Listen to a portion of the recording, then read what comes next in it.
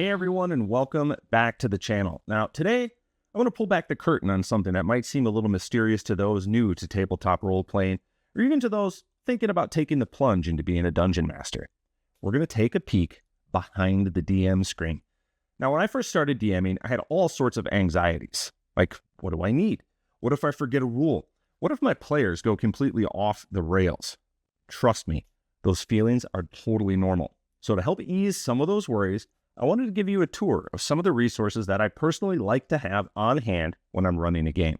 Think of this as your friendly guide to setting up your DM toolkit.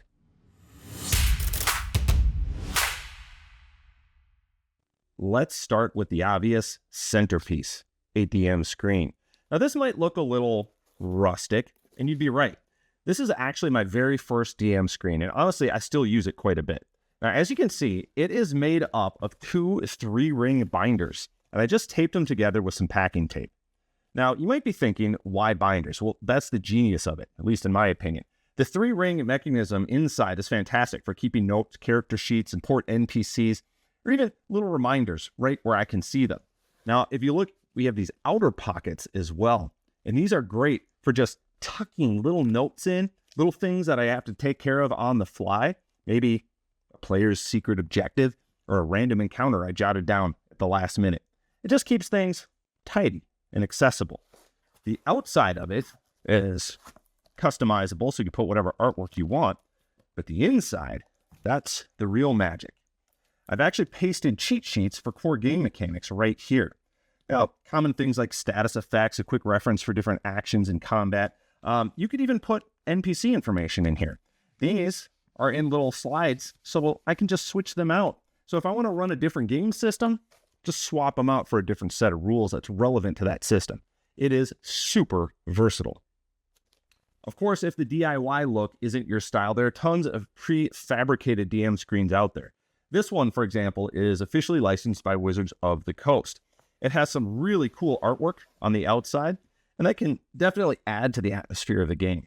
And just like my homemade one, it also has all kinds of useful information printed on the inside, focusing mostly on the core rules of the game. Now, both types of screens have their advantages, and ultimately the best screen for you is the one that fits your needs and your aesthetic. All right, moving beyond the screen itself, let's talk about what goes behind it. And for me, one of the absolute most crucial tools is a good old-fashioned notebook, pens, particularly pencils. Seriously, do not underestimate the power of pen and paper when you're DMing.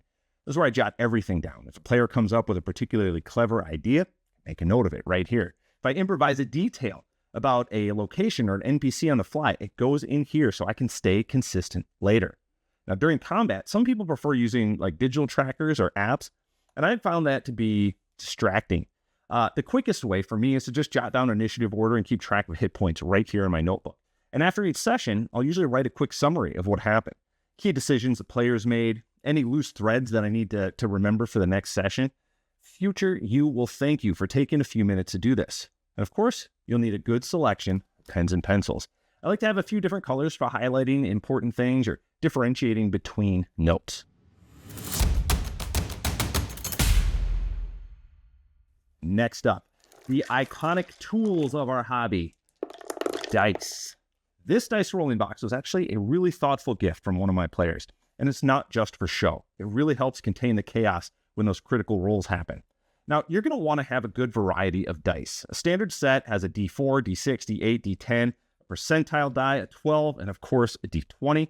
You're probably going to want multiple sets, and each of these dice has its purpose in the game, from weapon damage to skill checks to those dramatic saving throws. And as you get more into DMing, you might find yourself wanting more and more sets. It's important to keep them organized. Now, maybe you like having different colors for different types of rolls, for example, or maybe you just appreciate the satisfying clatter of a whole handful of dice. There's no right or wrong answer. It's just about what you prefer. Now let's talk a little bit about technology. For a while, I was really into using my iPad at the table. It can be incredibly useful for a lot of things. For example, I can keep digital maps on here, which can be great for showing players their surroundings without revealing too much at once. But there are also fantastic apps for background music and sound effects, which can greatly enhance the atmosphere of your game. I even experimented with using apps for combat management for a while, thinking it would keep things super organized. And it did to a point, but honestly, I found that consistently looking at the screen sometimes took me out of the flow of the game, felt a little less personal. So as I mentioned earlier, I mostly have gone back to managing combat on paper. But that's just my preference. There are tons of amazing digital tools out there, like online sources for monster stat blocks, random encounter generators, and even virtual tabletops if you're playing remotely. So don't be afraid to explore these and see what works best for you. The key is to find a balance that helps you run the game smoothly without feeling overwhelmed or disconnected.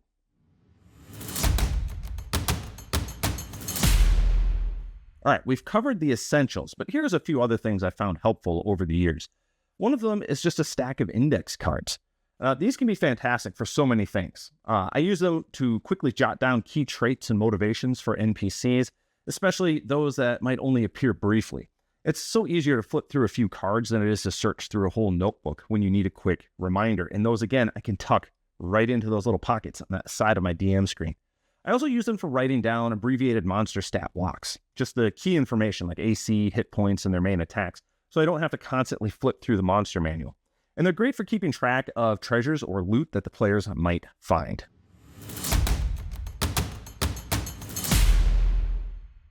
Another really useful tool is some kind of initiative tracker.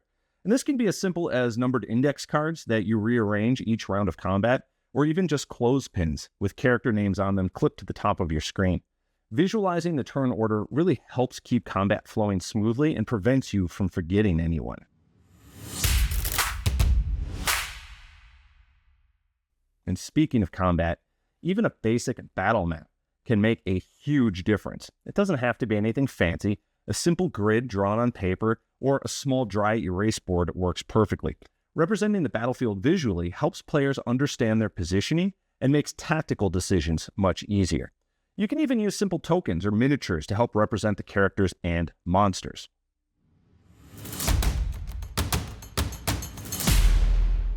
Do not underestimate the power of sound. Playing some ambient background noise like tavern chatter, forest sounds, or eerie dungeon ambiance can really immerse your players in the world.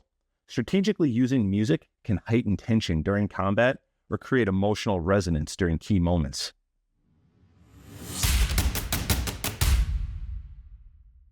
And finally, you will become more familiar with the rules over time.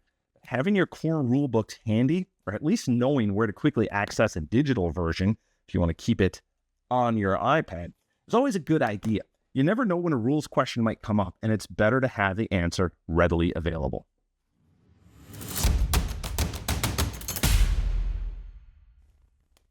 So there you have it, a peek behind my DM screen and a look at some of the tools and resources that I find most helpful when I'm running a D&D game. Remember, this is just what works for me, and you'll develop your own preferences over time. The most important thing is to find a setup that makes you feel confident and prepared so that you can guide your players through amazing adventures. Don't be afraid to experiment and find what works best for you. What are some of your must-have DM tools? Let me know in the comments below. And as always, thanks for watching. Happy gaming.